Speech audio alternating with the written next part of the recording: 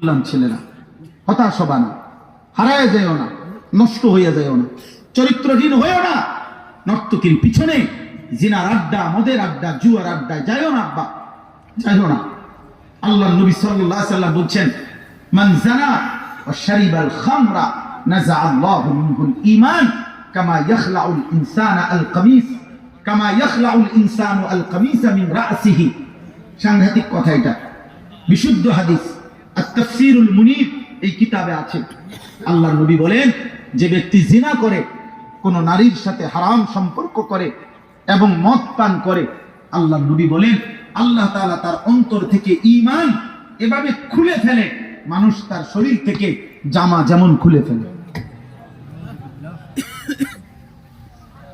সাংঘাতিক ব্যাপার, সাংঘাতিক ব্যাপার। আল্লাহর নবী বলেছেন, লা ইয়াজনি যানি হিনা ইয়াজনি ওয়া হুয়া মুমিন। যে জিনা করে, খোদার কসম নবী বলেন তার ঈমান থাকে না। লা ইয়াশরাবুল খামরা ওয়াহদাহু লা শারীকা লাহু ওয়া নাশহাদু আন্না সাইয়্যিদানা ওয়া হাবিবানা ওয়া মাওলানা মুহাম্মাদান আবদুহু ওয়া রাসূলুহু। أما بعد فأعوذ بالله من الشيطان الرجيم. بسم الله الرحمن الرحيم.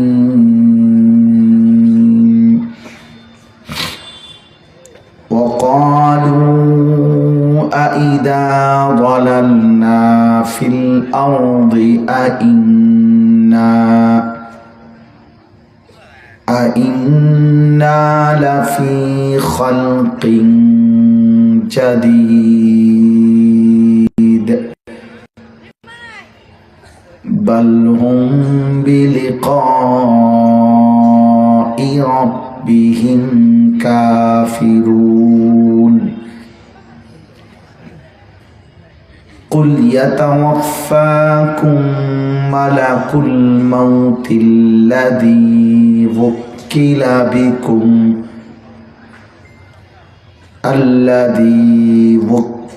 بكم ثم إلى ربكم ترجعون.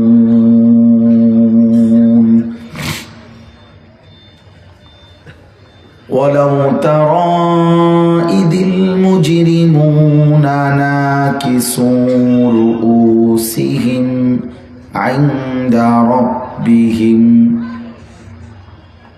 ربنا فارجعنا كل نفس هداها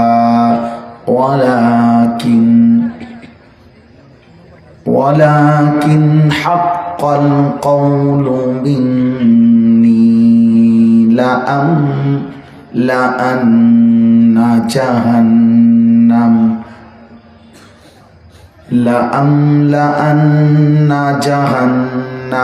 من الجنة والناس أجمعين. فذوقوا بما نسيتم لقاء يومكم هذا إنا نسيناكم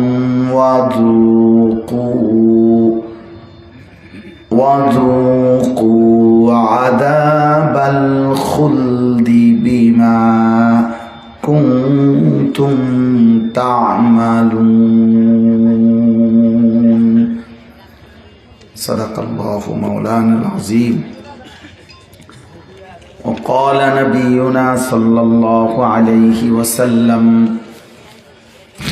اتق المحارم تكن أعبد الناس.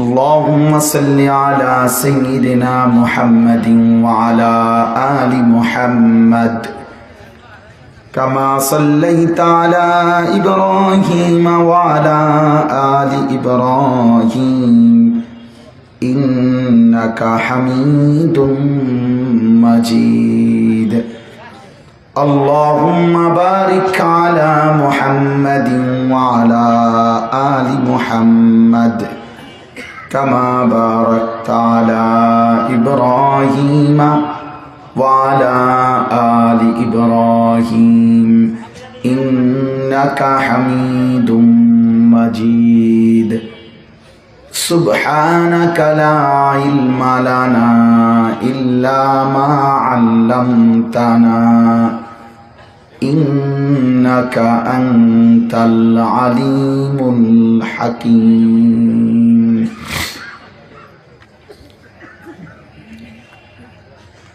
আলহামদুলিল্লাহ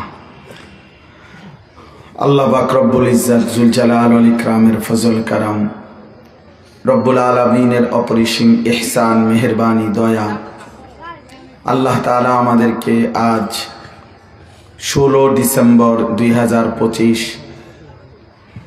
রোজ মঙ্গলবার মাদারীপুর জেলা শিবচর কাদিরপুর অখিলউদ্দিন মুন্সি কান্দি যুব সমাজ এর উদ্যোগে আজকের এই 14তম বার্ষিক ওয়াজ মাহফিলে আল্লাহ তাআলাই আমাদেরকে আসবার বসবার আল্লাহর জন্যই জমা হওয়ার তৌফিক দান করেছেন আলহামদুলিল্লাহ। সবাই পরিচালক ভাইয়ের কাছ থেকেও একবার শুনছেন, আমিও আবার বলি, হাতে মোবাইল ধরে একজনও ভিডিও বা রেকর্ড করবেন না, মোবাইল হাতে ধরে রেখে। এটা আমার পক্ষ থেকে নিষেধ, এটা আমি আদেশ করলাম, অনুরোধ না।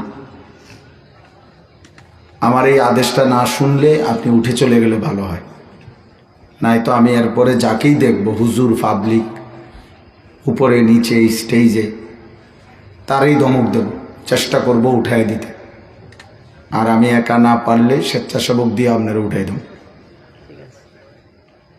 এই জন্য দয়া করে নিজের থেকে চলে গেলে কোনো অসুবিধা নেই। রাগ করে চলে গেলেন বা আপনি মনে মনে বললেন আপনার মতো হুজুরের ওয়াজ শুনলাম না, তা আমিও আপনার মতো বেড়াই তোরে কইলাম না, বুঝলেন না? অসুবিধা সমান সমান। আমার এক হুজুরে বলতেন যে তুইও আমারে দেখতে পারিস না, আমিও তোরে দেখতে পারি না, সমান সমান। এই সমান সমান। এই জন্য ভাই, একটা মাহফিলের পেছনে অনেক কষ্টের ইন্তজাম থাকে, বহুত পেরেশানি নিয়ে একটা মাহফিল সাজাইতে হয়। কারো 10 টাকা, কারো 5 টাকা, কারো 100 টাকা, অনেকের ভালোবাসার দান সহযোগিতা, দিবা রাত্রি কিছু মানুষের খাটাখাটনি, এরপরে একটাই সুন্দর মজমা দাঁড়ায়। এক একজন বক্তা দাওয়াত দেওয়া, তাদের সাথে যোগাযোগ রক্ষা করা, তাদেরকে ঠিকমতো আনা, এটাও রীতিমতো একটা যুদ্ধের ব্যাপার। অনেক পেরেশানি, অনেক পেরেশানি। আমি আপনার টাইম মতো মাগরিব বাদ বয়ান ধরার জন্য পথে যাত্রাবাড়ি আসার পর এরপরে পথে আইসা আবদুল্লাপুর গাড়ি বসে খানা খাইছি প্যাকেটের মধ্যে, অর্থাৎ যাতে সময়টা বাঁচে। বাসায়ও খাই নেই, হোটেলেও খাই নেই। তাহলে প্রত্যেকেরই অনেকের অনেক রকম সহযোগিতা, আন্তরিকতা, পেরেশানি সব মিলাইয়া একটা মাহফিল, একটা আয়োজন। সেটা যদি শুধু কেবল 2-4 জন বক্তা আসলো, কেউ হুঙ্কার দিল, কেউ জঙ্কার দিল, কেউ সুর দিল, কেউ টান দিল, কেউ কানলো, কেউ হাসলো, সব মিলাইয়া লোক হইছে, খারাপ না ভালোই হইছে ওয়াজ, এই এতটুকু বিষয়ের উপরে যদি হয়, তাহলে এই 2-4-5 লাখ টাকার কি অর্থ আর এই কষ্টের কি অর্থ? এই জন্য দোস্ত, এটা ইনসাফের সাথে প্রত্যেকের এটা ভাবা উচিত যে আমি এখান থেকে কিছু নিলাম কিনা, আমার ভিতরে কোনো অনুভূতি জাগলো কিনা, আমার হৃদয়ে কোনো ফিকির আসলো কিনা, আমার বিবেক নড়ল কিনা আল্লাহর কথা শুনে, আমি কিছু উপলব্ধি করলাম কিনা, এটা জরুরি। মনোযোগ জরুরি, আন্তরিকতা জরুরি, উপলব্ধি জরুরি, বুঝ আসা, ফিকির আসা, এটা দরকার। আর এর জন্য এই মোবাইল নিয়ে ব্যস্ত হলে ফায়দা হয় না। কোনো বক্তার ছবি উঠাইয়া কোনো ফায়দা নেই। কোনো বক্তার সাথে আপনাদের ছবি থাকলে কিচ্ছু লাভ না। দুনিয়াতেও কেউ এগুলার দ্বারা কিচ্ছু আসে যায় না। আমি অমক আনিসুর রহমান আশরাফি সাহেবের সাথে আমার ছবি, এই যে আমরা একসাথে ছবি উঠি, হ্যাঁ তো কি সে মাইন সাহেবের আপনারে মাথা তালগি দিয়ে আঁকবো নাকি? হ্যাঁ তো এটা কি আপনারা দেখাইলেন আর কি একজনের, যে হুজুরের সাথে আমার একটা ছবি, তো মানুষ আপনাদের কি মাথা তালগি দিব? তাহলে এটাতে কি আছে? এক ধরনের অসভ্যতা, ফালতু কাজ ছাড়া আর কিছু। আমি এখানে আসছি গাড়িতে, তখন সবাই একজনে দেখলাম 2টা বড় মোবাইল একসাথে ধরছে, একসাথে। আরে অপদার্থ, এটাও বুঝলাম না যে কি উঠাইতেছে। একটা প্রাইভেট কার উঠাইতেছে, এই জাতীয় প্রাইভেট কারে ইউরোপে ছাগল টানে, ঘাস টানে। আমাকে অনেক নির্ভরযোগ্য লোক বলছে, জাপানে, ইউরোপে দামি দামি, আমাদের দেশে এই সমস্ত 60-70 লাখ টাকা দামের প্রাইভেট কার, এগুলো দিয়ে ইউরোপে ঘাস টানে, ছাগল টানে। তাইলে এটা তো কোনো বিষয় না। ফালতু কাজ ছাড়া আর কিচ্ছু না, একেবারেই ফালতু কাজ, একেবারেই ফালতু কাজ। একজন সুস্থ স্বাভাবিক মানুষ, তার এটা উপলব্ধি করা উচিত, আমি যা করছি তা আমি বুঝতেছি কিনা, যে আমি কি করতেছি, কেন করছি, এটা এর দ্বারা আমার অর্জন কি, দুনিয়াবি অর্জন কি, আখিরাতের অর্জন কি। আমরা কিতাবে পড়ছি, তাফসীরের মধ্যে আছে, যেই কাজের মা লা ফাইদাতা ফিহি ফিদ দুনিয়া ওয়াল আখিরা, যেই কাজের মধ্যে দুনিয়া এবং আখিরাত কোনো ফায়দাই নাই, দুনিয়ার ফায়দাও নাই, দুনিয়াবি কোনো উপার্জন উপকার এটাও নাই, তো ওইটাকে বলা হয় লাগব, অনর্থক কাজ। আর একজন মুমিন, আল্লাহ তাআলা বলছেন ওয়াল্লাযীনা হুম আনিল্লাহ, আহা কি হবে তার আখিরাত কি হবে, তার কবর কি হবে, সে কেমনে মালিকের সামনে দাঁড়াবে, আল্লাহ তাআলা জিজ্ঞেস করলে সে কি বলবে। আল্লাহ আমাদেরকে বুঝ দান করে, আল্লাহ আমাদেরকে ঈমান দান করে, তাকওয়া দান করে, ফিকির করেন। বাপ বয়স্ক বাবা যারা আছেন, অভিভাবক, আপনারাও ভাবেন আপনার জীবনের মূল ডিউটি আপনার স্ত্রী সন্তানের ঈমান, আপনার জীবনের মূল ডিউটি আপনার স্ত্রী সন্তানের নামাজ। খোদার কসম বাবা, কোনো বাবার কলিজায়, মুসলমান বাবার সবচেয়ে বড় পেরেশানি, আমার পরিবার জাহান্নামের আগুন থেকে যেন বাঁচে। এজন্য নূহ আলাইহিস সালাম, একটা মিনিট কথাটা খেয়াল করেন, কোরআন থেকে বুঝাচ্ছি।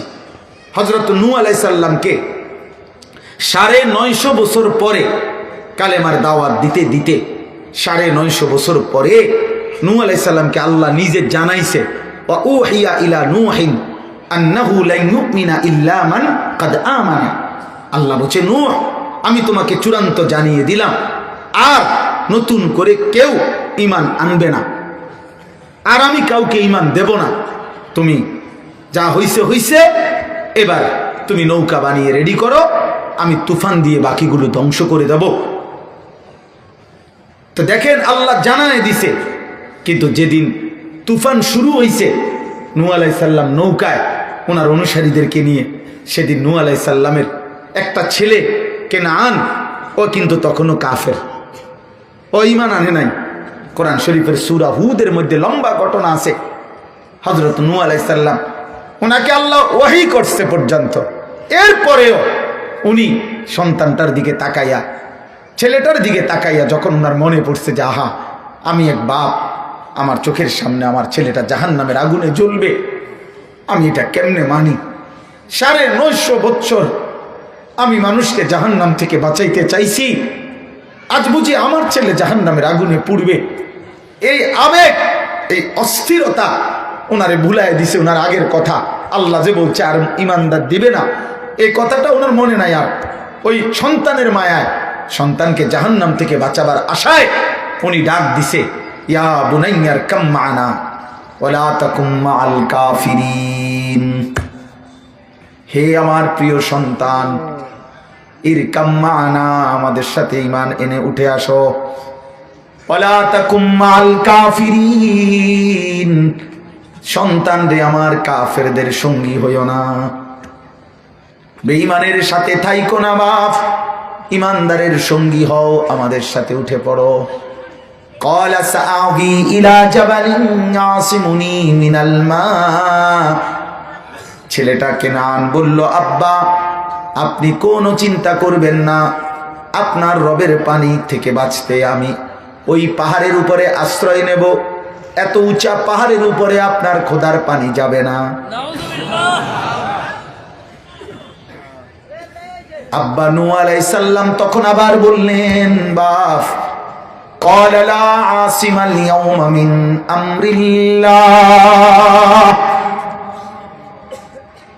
বাপ তুই ভুল করিস না আব্বা, আমার আল্লাহর আযাব থেকে আজকে কেউ রক্ষা করতে পারবে না।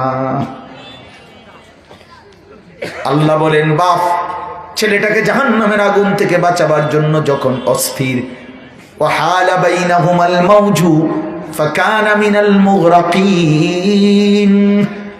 আল্লাহ বলেন একটা ঢেউয়ের ধাক্কা নূহের ছেলেটাকে ধাক্কা দিল, এক ধাক্কাতে পানির ধাক্কায় ছেলেটা ডুবে গেল।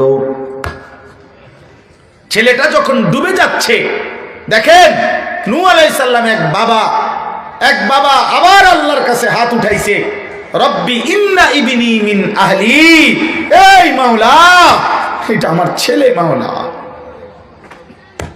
আমি কেমনে এটা সইব, আমার সন্তান জাহান্নামে পড়বে। আমি আজকে 950 বছর আপনার বান্দাদেরকে ডাকছি তো মাওলা। আল্লাহ তাআলা তখন কোরআনে আছে, নূহকে আল্লাহ ধমক দিছেন, ইয়া নূহ ইন্নাহু লাইসা মিন আহলিক, হে নূহ সাবধান, এটা তোমার ছেলে নয়, এটা তোমার সন্তান না।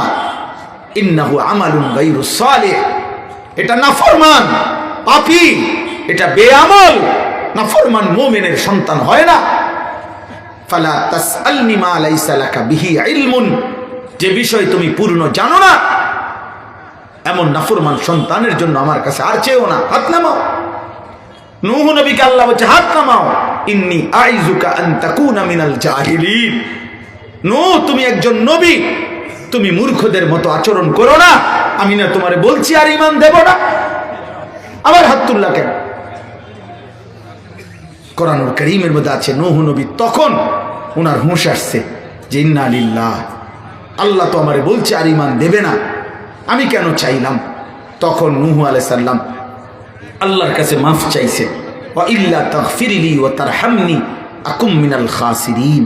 আর বলছে, আল্লাহ আপনি যদি আমারে মাফ করে না দেন, দয়া না করেন, আমি ক্ষতিগ্রস্তদের অন্তর্ভুক্ত হয়ে যাব।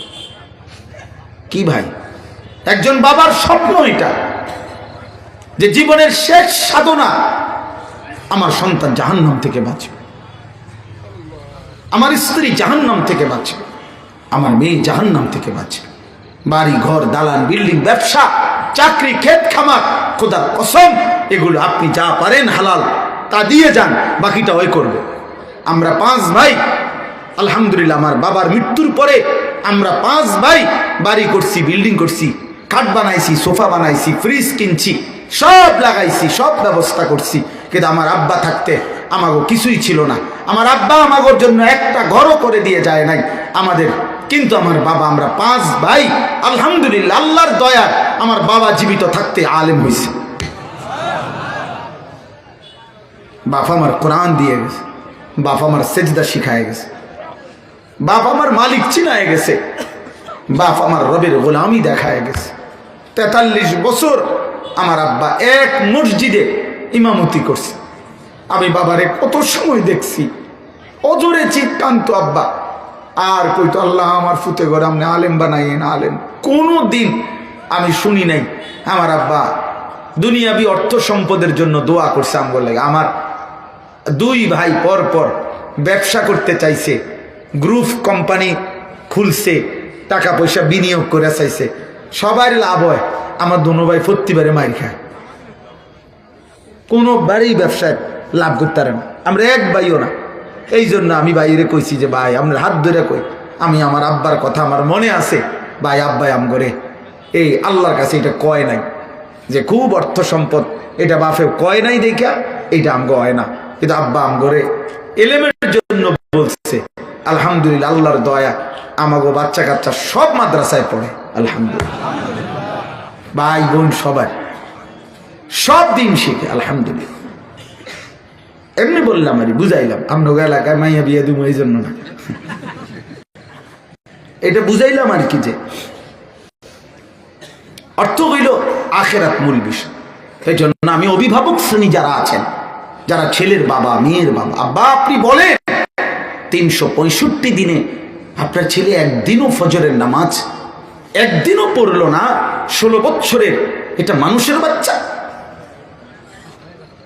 এটা আপনার সন্তান, আপনি কোন লজ্জায় চা দোকানে বসেন? আরে এই সমাজের মধ্যে আপনি কেমনে হাঁটেন? আপনার মেয়ে বেপর্দা, আপনার স্ত্রী বেপর্দা, এই অপদার্থ স্বামী, তোমাদের যাদের স্ত্রী বেপর্দা, তোমার মতো বেগায়রত, আত্মসম্মান আত্মমর্যাদাহীন পুরুষ রাস্তায় হাঁটো কেন? রাস্তায় হাঁটো কেন? রাস্তায় হাঁটো কেন? তোমার লজ্জা নাই? তুমি ওই বেডির লগে বুঝাপড়া করতে পারো না যে বিয়ে আমি করছি না মানুষে করছে?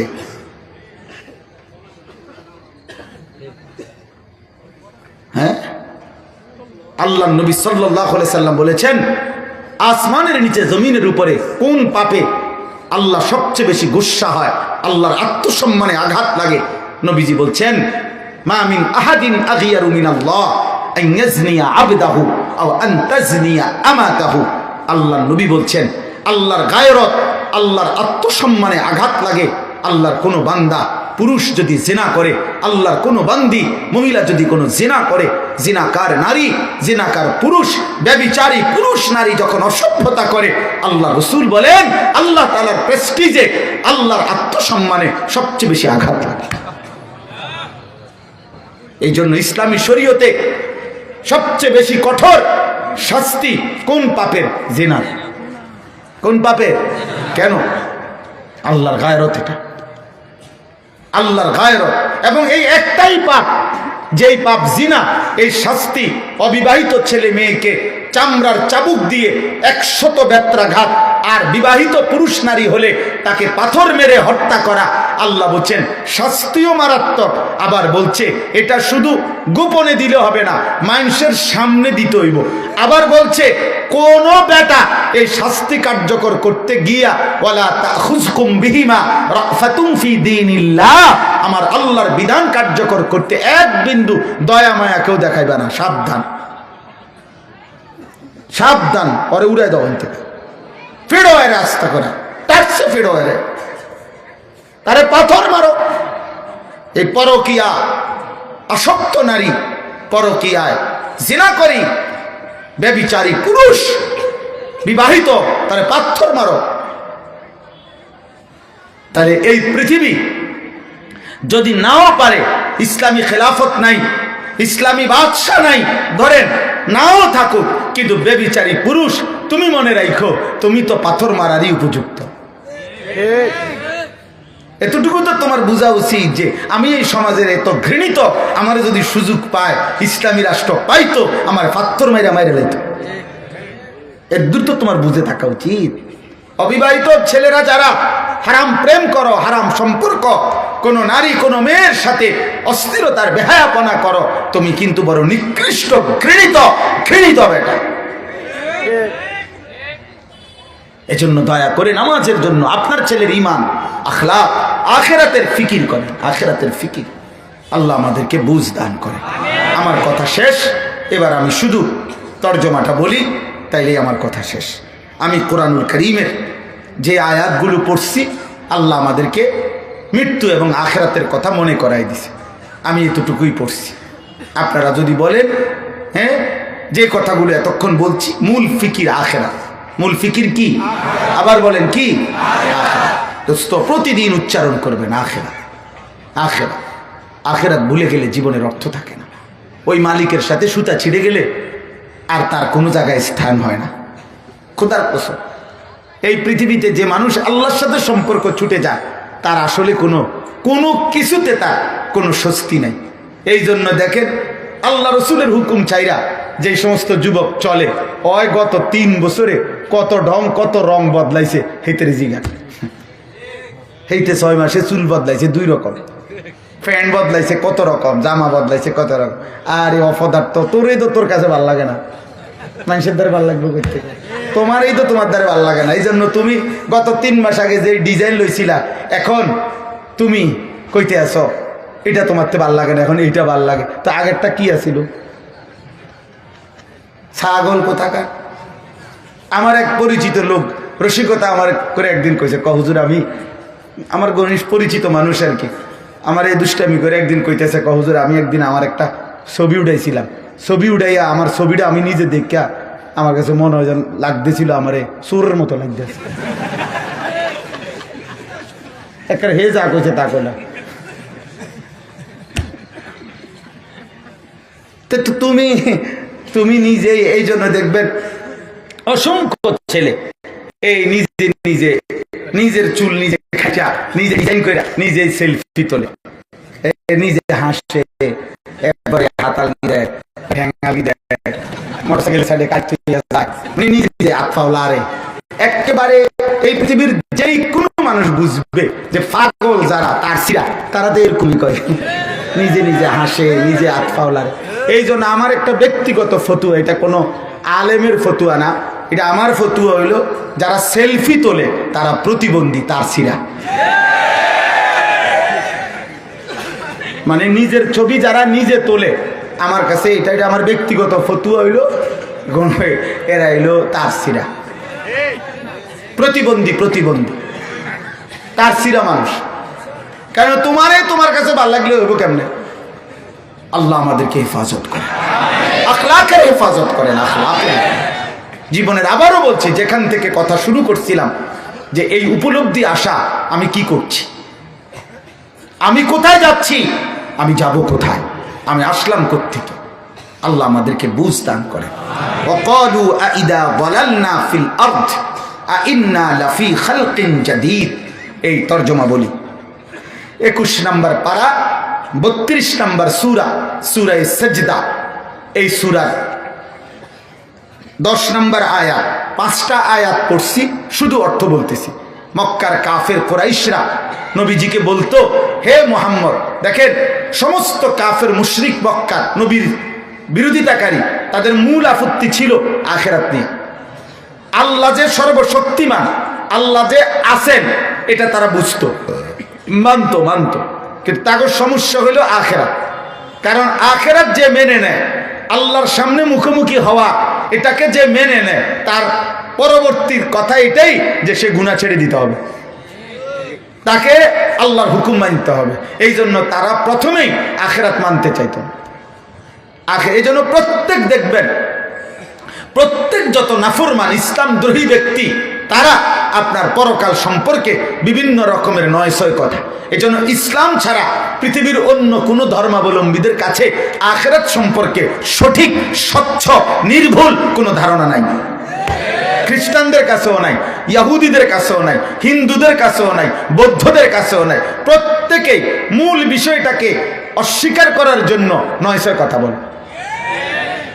হ্যাঁ, হিন্দুরা জন্মান্তরবাদ বলে, মানে হিন্দুরা বলে যে কোনো ব্যক্তি মৃত্যুর পরে বর্তমান জীবনের ভালো মন্দ কর্মের ভিত্তিতে আবার সে পৃথিবী পুনর্জন্ম হয়। এইটাই আখিরাত। এরা এটা কি বোঝে? এরা কোথায়? ইহুদিদের বক্তব্য হইল হালকা কিছু ফিটা দিতে পারে, তবে এটা বেশিতে বেশি 40 দিন। খ্রিস্টানদের কথা হইল যাই হইব, বিচার আচার সব হইব, ঠিক আছে, আমাদের পাপ পুণ্যের হিসাব হইব, তবে আমাদের সমস্ত পাপ, আমাদের যিনি আল্লাহর পুত্র নাউজুবিল্লাহ ঈসা, উনি সবটা নিজের কাঁধে তুলে নিবেন, আমাদেরকে জান্নাত দিয়ে দিবেন। তার আব্বা সম্পত্তি, তার বাপ এটা বিটটা লইছে, বুঝলেন? তার বাপে জান্নাতে মাটি হালাইছে, তাইতে এটা এমনি যাইব খা। এই সমস্ত ধর্মাবলম্বী, প্রত্যেক ধর্মাবলম্বীর কাছে আখিরাত সম্পর্কে স্বচ্ছ কি নাই ধারণা নেই, আছে বুঝে, কিন্তু এটারে প্রকৃতটা কোরআন মতে যেটা ইসলাম যেটা বলছে, আল্লাহ যেটা বলছে, নবীজি সাল্লাল্লাহু আলাইহি সাল্লাম যেটা বলছে, এটা মেনে নিলেই তাদের অসভ্যতা বন্ধ করতে হবে, গুনার জীবন ছেড়ে দিতে হবে, আল্লাহর গোলামি করতে হবে। এই জন্য এখানে না থাইকা ডানে বামে যায়। এই আমাদের বাংলাদেশে না, সারা পৃথিবীতে, আচ্ছা বাদ দেন পৃথিবী, বাংলাদেশও যত বুদ্ধিজীবী, যত অন্যায় অপরাধ, এ হত্যা, খুন, ধর্ষণ, নারী নির্যাতন, চুরি, ডাকাতি, মদ, জুয়া, জিনা, ব্যভিচার, এই সব অপকর্ম বন্ধের জন্য প্রত্যেকেই জানে যে কোরআনের বিধান যেটা, নবীজির বিধান যেটা, এটা কার্যকর করিলে একদিনে সব অপরাধ বন্ধ হয়ে যাবে। কিন্তু একটা নাফরমানেও এইটা বলে না, ওই ৯-৬ কথা কয়। সেমিনার, সিম্পোজিয়াম, টক শো, বুদ্ধি দেয়। বুদ্ধি আমাদের কুমিল্লা পোস্টার লাগাইছে, মাদকের বিরুদ্ধে ফুটবল, মানে মদের নেশা ছুটে যাবে ফুটবল খেলতে খেলতে। অথচ এই পৃথিবীর সর্বসময় আন্তর্জাতিক অসংখ্য ফুটবল খেলোয়াড় যারা মাদকাসক্ত প্রমাণিত হওয়ার কারণে খেলার থেকে বাদ পড়ছে, ডোপ টেস্টে পজিটিভ প্রমাণিত হয়েছে, মানে মাদকাসক্ত। এখন যে বেড়ার খেলা দিয়া মদ থেকে মানুষ বাঁচবে, তে নিজে মদ খোর, মানে বেড়ায় ঘাস খায়। বেহুদা কথা, বেহুদা। ওই যে আপনার ওপেন কনসার্ট, অর্থাৎ স্টেডিয়ামে ধর্ষণ, নারী নির্যাতন, ইফটিজিং এর বিরুদ্ধে ব্যান্ড শিল্পী, সঙ্গীত শিল্পীরা আসবে, ওনারা বাজনা বাজাইয়া গানে গানে তালে তালে নেচে গিয়ে যুবকদেরকে বলবে তোমরা ধর্ষণ করো না, ইফটিজিং করো না, নারী নির্যাতন করো না। আর ছেলেরা এই কনসার্টের মাঠ থেকে বলবে হ্যাঁ জনাব, আমরা জোনায়েদ বাগদাদি হয়ে ঘরে ফিরলাম। কি অসাধারণ বুদ্ধি, বুঝেন নাই? অর্থাৎ এই সব আয়োজন ধোঁকা, সব আয়োজন কি? মূল কথা হলো ওরা জানে আল্লাহর কোরআনের বিধান, জিনার শাস্তি, মদের শাস্তি, জুয়ার শাস্তি, চুরির শাস্তি, ডাকাতির শাস্তি যদি প্রকাশ্যে পালন করা হয়, আল্লাহর বিধান যদি অনুসরণ করা হয়, এই সমাজ শোষণ মুক্ত, ধর্ষণ মুক্ত, এই সমাজ অসভ্যতা মুক্ত হয়ে মদিনার সোনালী সমাজ হবে। এই জন্য 800 কোটি মানুষ বর্তমান পৃথিবীতে, সারা পৃথিবী, গোটা ইউরোপ আধুনিক প্রযুক্তির সমস্ত মেশিনারি যন্ত্রপাতি দিয়ে তাকাইয়া তাকাইয়া এখন দেখতে আছে আফগানিস্তানের ইমানদার করতেছেটা কি। ওরা এমনি এমনি চোখ বড় বড় করেছে, তাকাইয়া আছে, কামড়া করতেছে কি গিটারি। আর আফগানের মুজাহিদ, আফগানের ইমানদার বলতেছে চাও, শুধু কামড়া হইতেছে কি। দেখো পৃথিবী, দেখো দেখো, ইনশাআল্লাহ আল্লাহ আমাদেরকে তৌফিক দান করে। তো আল্লাহ বলেন ওয়াকালু আইদা যালালনা ফিল আরদ আইন্না লাফি খালকিন জাদীদ। হে মুহাম্মদ, মক্কার কাফেররা বলতো আমরা মৃত্যুর পরে মাটির সাথে মিশে হারিয়ে যাব, নিশ্চিহ্ন হয়ে যাব, আবার নতুন করে আমাদেরকে সৃষ্টি করে হাসরের ময়দানে একত্রিত করবে, কিভাবে সম্ভব? পাইবে কই? আড্ডি কই, চামড়া কই, গোশত কই, কি পাইব কই? 500 বছর আগে কবর আছিল, 500 বছর পরে ওইখানে আর কবর তো দূরে থাক, মাটিও নাই, খাল নদী হয়ে গেছে, তো তো বেটাটারে পাইব কই? এইভাবে তারা বলতে চাইতো, মানে এই বেঈমানরা, যে সম্ভব না এটা। আল্লাহ বলেন সম্ভব 100 বার। ওরা বুঝে আমি আল্লাহ পারমু, কিন্তু মূল বিষয় হলো বাল হুম বিলিকাই রাব্বিহিম কাফিরুন। মূলত তারা আমি আল্লাহর সাক্ষাৎ, আমার মুলাকাত, আমার যে মুখোমুখি হইতে হবে আখিরাতে, এটাকেই মূলত অস্বীকার করছে। কারণ তারা জানে এটা মেনে নিলেই আমার সাক্ষাৎ মানতে হবে, আর আমার সাক্ষাৎ হলে আমার কাছে জবাব কি দিবে। এই হলো মূল কথা, এটা হলো মূল।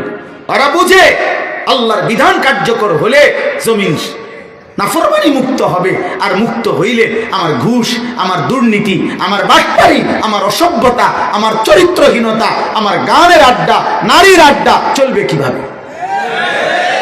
চলবে কিভাবে?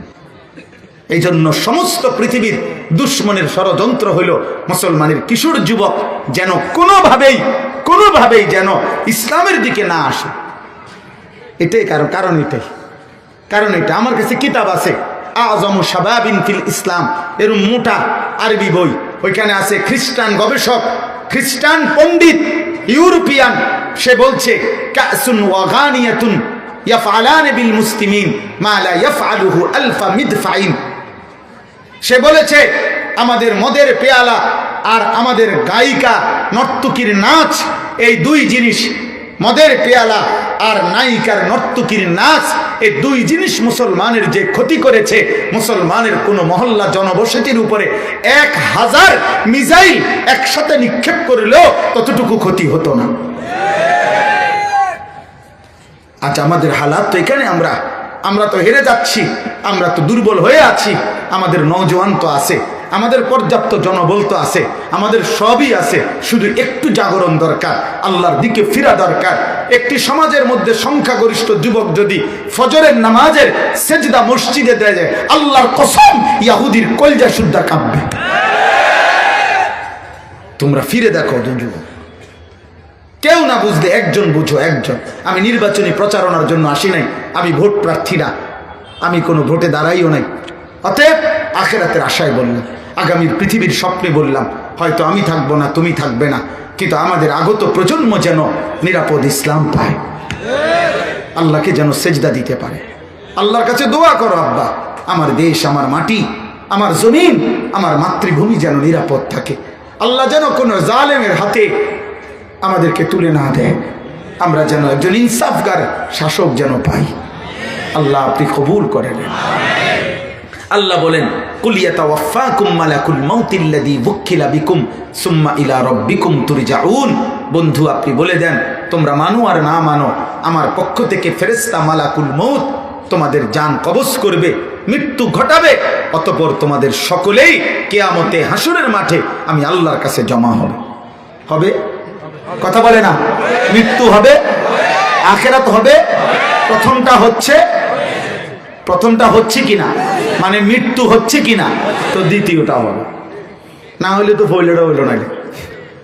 যিনি বলছে মৃত্যু হবে, তিনি বলছে আখিরাত হবে, তো যার প্রথম কথা হইছে তার দ্বিতীয় কথা হইব। যদি না হইতো তাহলে প্রথমটা হইল না।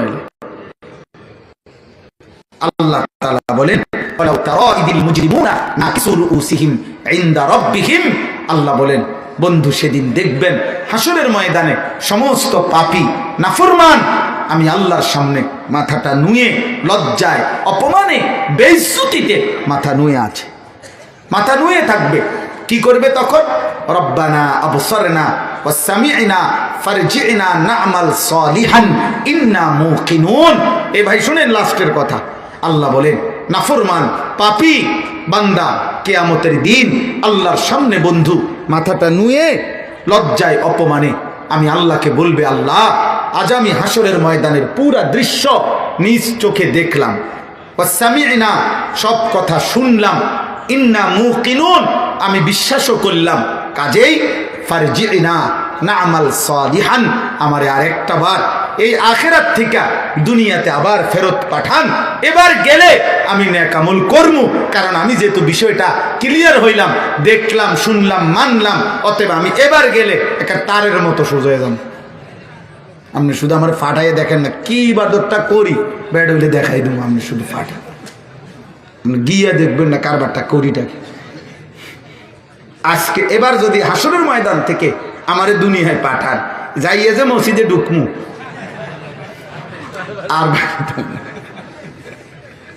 আর বাইরিতাম না মসজিদে, ফেরেশতা নিলে নিব, কিন্তু আমি বাইরিতাম না। কি আলাপ, কি সুন্দর কথা দেখছেন। উনি আখিরাত থেকে এখন দাবি করতেছে, আল্লাহ আমারে আরেকবার দুনিয়ায় ফেরত পাঠান।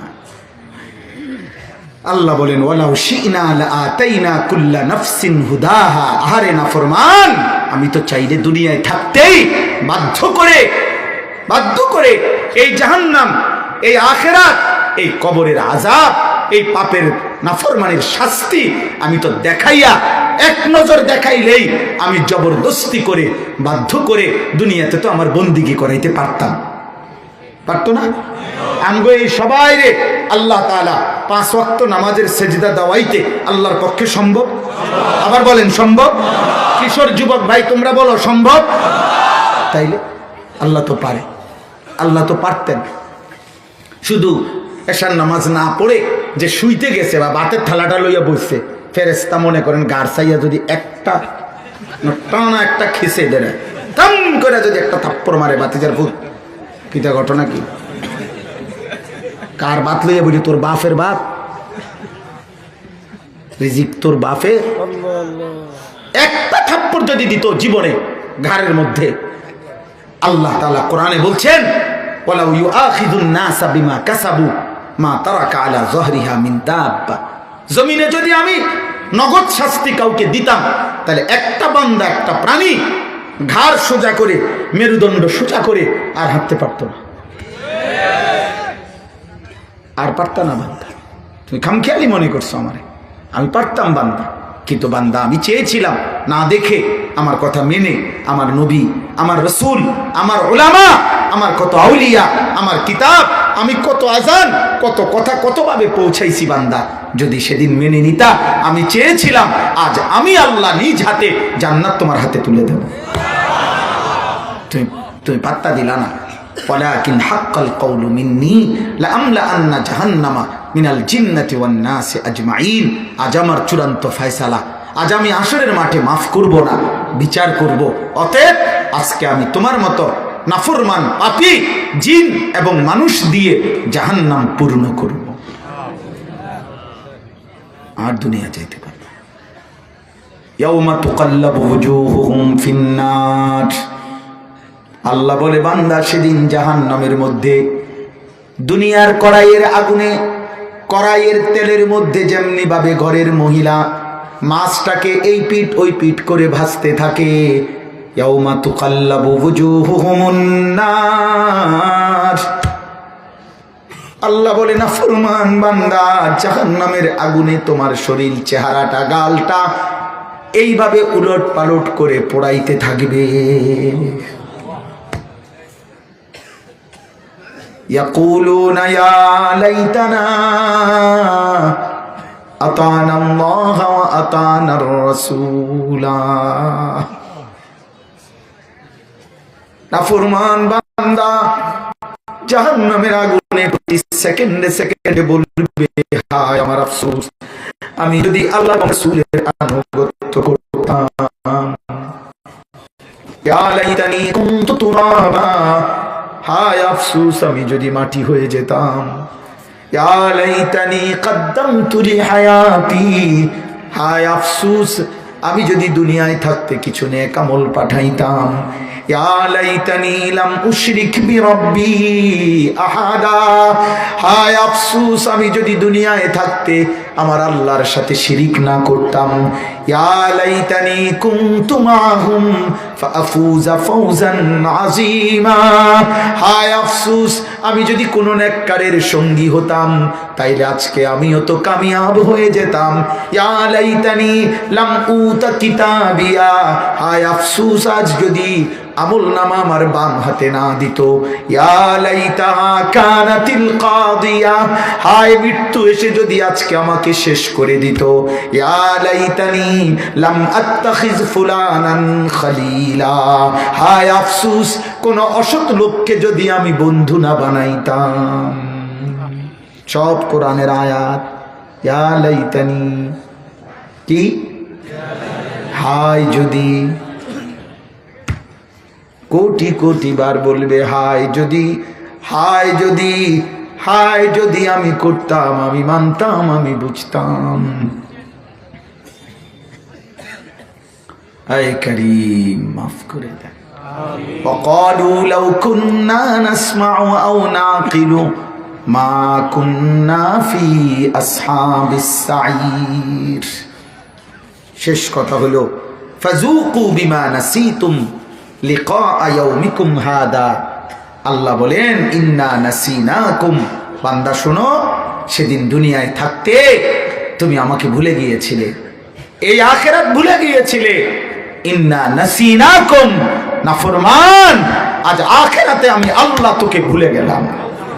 যা বেঈমান, তোর আব্বারে ডাক, তোর নেতারে এখন ডাক, এই তোর ফুলাফান ডাক, তোর না ফুলাইন আছে মাস্তানান, তোর ফুলান্ডি কই, সাফাতি কই, রামদা চাইনিজ করে এলাম আন, আজ আমি তোকে ভুলে গেলাম, আল্লাহ আমাকে মাফ করে দেয়। আযুকু আযাবাল খুলদি বিমা কুনতুম তা'মালুন, আল্লাহ বলে আজ তোমার সারা জীবনের নাফরমানির বিনিময়ে তুমি অনন্তকালের আযাব ভোগ করো।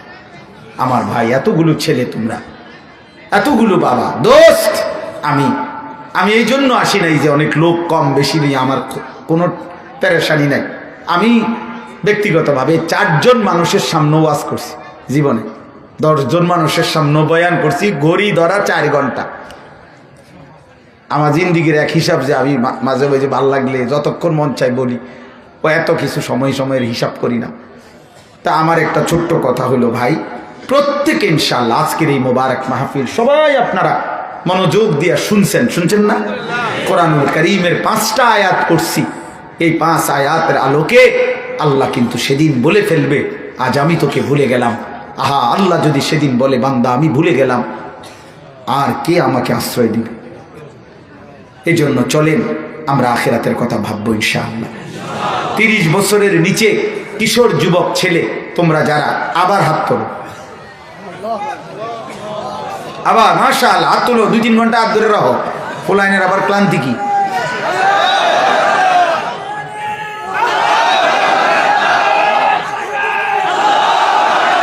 মূল একটা উদ্দেশ্য হইল আল্লাহকে দেখাইলাম যে মালিক আপনি দেখেন, মালিক আপনার ইমানদার যুবক হাত তুলেছে, আপনি দয়া করে এদেরকে আগামী দিনের জন্য কবুল করেন। হাত নামো। আমার তোমাদের কাছে 2টা ওসিয়ত, আমি যদি আর কোনো দিন আসতে না পারি, আমি আমার এই 2টা আবেদন কিশোর যুবক ছেলেদের কাছে। 1, চোখের হেফাজত করো, নজর হেফাজত করো, নারী দেখো না, ছবি দেখো না, অস্থির দৃশ্য দেখো না, নিজের হাত নিজের লজ্জাস্থানে নাপাক ব্যবহার করো না, নিজেরে নষ্ট করে দিও না আব্বা। এই যৌন চাহিদার কাছে, লজ্জাস্থানের চাহিদার কাছে নিজেরে শেষ করে দিও না, আমি অনুরোধ করলাম। 2য় ওসিয়ত হলো ফজরের নামাজ জামাতের সাথে পড়বা ইনশাআল্লাহ। ফজর ক্যাম্পেইন আমার এটা একটা ছোট্ট মেহনত, সারা দেশে আলহামদুলিল্লাহ আমরা এই কাজটা করি। আমার শায়েখ আল্লামা মুফতি মুশতাকুর নবী কাসিমি আমার হযরত এটা আমার দায়িত্ব দিয়েছেন।